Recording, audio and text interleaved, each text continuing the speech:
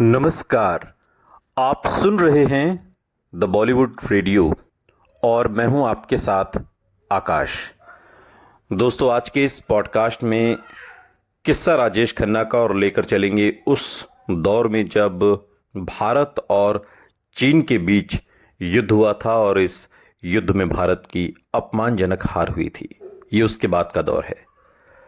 Rajesh Khanna star बन चुके थे या बनने की कगार पर थे। छठा दशक भारत के लिए खास अच्छा नहीं रहा था। 1962 में भारत चीन सीमा पर चीन से मिली अपमानजनक हार ने पूरे देश को निराश कर दिया था।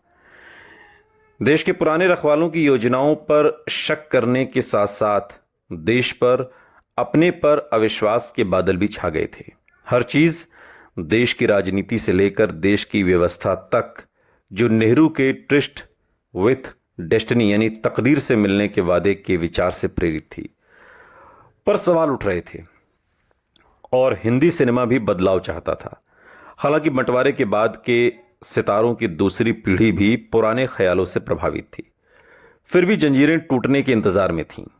राजेंद्र कुमार, मनोज कुमार, सुनील दत्त और राजकुमार के बाद आने वाली पीढ़ी शायद जो भी हुआ था उसे लेकर रोष में थी, गुस्से में थी और नहीं चाहती थी कि उसके नायक सीधे साधे अच्छे व्यक्ति हों।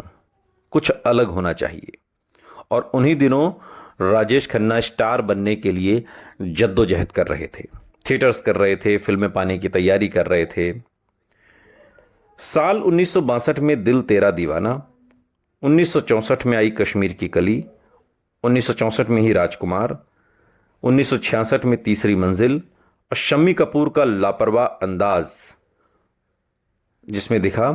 वक्त 1965 में राजकुमार का बेहद बेपरवाह और फूल और पत्थर जो 1966 में आई, धर्मेंद्र का बिना कमीज का अंदाज लोगों को आकर्षित कर गया था।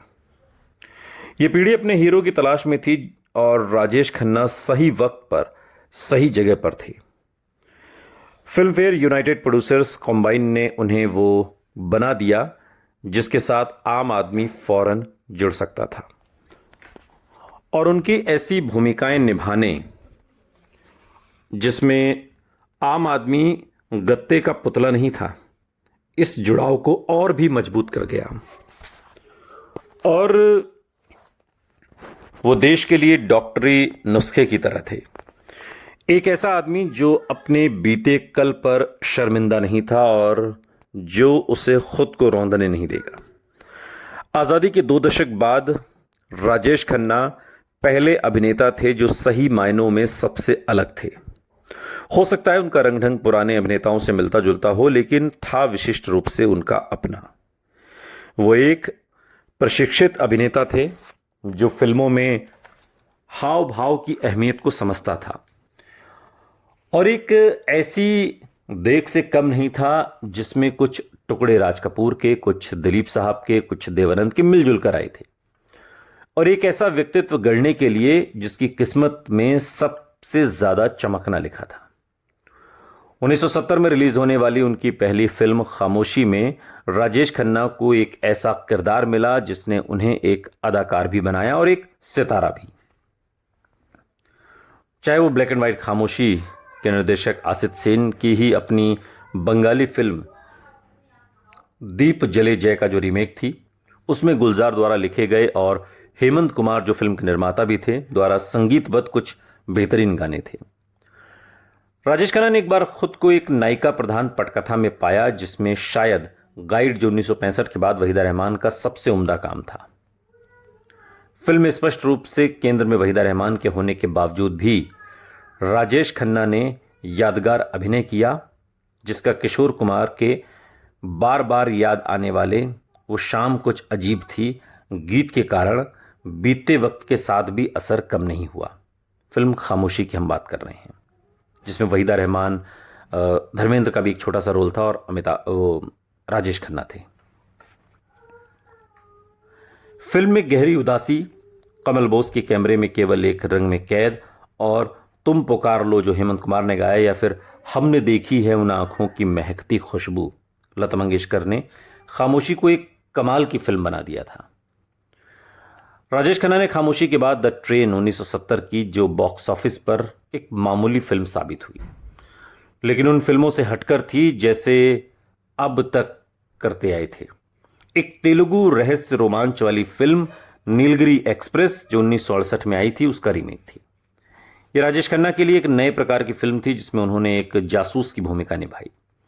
शायद राज के बाद यह उनकी पहली फिल्म थी जिसमें उन्होंने स्पष्ट रूप से हीरो होने का मौका उन्हें मिला। उन्हें नंदा के साथ भूमिका दी गई जिसने वास्तव में राजेंद्र कुमार को, जो फिल्म के सह निर्माता थे, उनके नाम का सुझाव दिया था। फर्ज में जितेंद्र की जासूस गोपाल की भूमिका से विपरीत राजेश खन्ना की भूमिका का श्याम तड़कता भड़कता किरदार नहीं है और न ही दिलफेंक है। हालांकि सब सिनेमाई जासूसों की तरह वो उछलकूद करना जरूर पसंद करता है। दोनों फिल्मों के निर्देशक और लेखक एक ही थे, क्रमशः रविकांत नागाइच और अरुद्रा। लेकिन द ट्रेन इस विधा के आम तामझाम से ऊपर उठ गई और एक बढ़िया सस्ते उपन्यास की तरह बन गई, जबकि फर्ज जेम्स बॉन्ड से परे नहीं देख पाई। आर.डी. बर्मन का संगीत, गुलाबी आंखें जो तेरी देखी आशा भोसले, और थिरकता हुआ गाना मेरी जान मैंने कहा आशा भोसले और आर.डी. बर्मन का, और पृष्ठभूमि में संगीत जो ज्यादा नाटकीय था नहीं भी था, उसने भी द ट्रेन को फर्ज से ज्यादा समय तक याद करने वाली फिल्म के रूप में पेश किया। और ये फिल्म, इसकी कहानी को थोड़ी देर के लिए अगर आप भूल भी जाएं तो इसका जो संगीत है उसने द ट्रेन को अमर बना दिया। गुलाबी आंखें जो तेरी देखी, दीवाना ये दिल हो, शराबी ये दिल हो गया, ये गाना दशकों तक गाया गया। और मेरी जान मैंने कहा ये गाना भी बहुत मशहूर हुआ था। और द ट्रेन के सारे गाने कमोवेश सुपर डुपर हिट हुए। किशोर कुमार, आर.डी. बर्मन, राजेश खन्ना की तिकड़ी ने इस फिल्म में कमाल कर दिया। और खामोशी में जो राजेश खन्ना दिखे थे, द ट्रेन में आते आते वो राजेश खन्ना बिल्कुल अलग थे, बिल्कुल उलट थे। और आम दर्शकों के लिए जो राज कपूर, देवानंद, शम्मी कपूर, राजेंद्र कुमार, राजकुमार, इन जैसे सितारों को कई सालों से देखते आ रहे थे, उनके लिए राजेश खन्ना एक नया चेहरा, एक नया स्टाइल और रोमांटिक सीन्स को करने वाला एक ऐसा हीरो सामने खड़ा था जो हर चीज़ को बिल्कुल जीवंत बना देता था, बिल्कुल नयापन देता था। और ये राजेश खन्ना ने किया और इसका फ़ायदा उन्हें आने वाले सालों में मिलने वाला था। सुनते रहिए द बॉलीवुड रेडियो, सुनता है सारा इंडिया।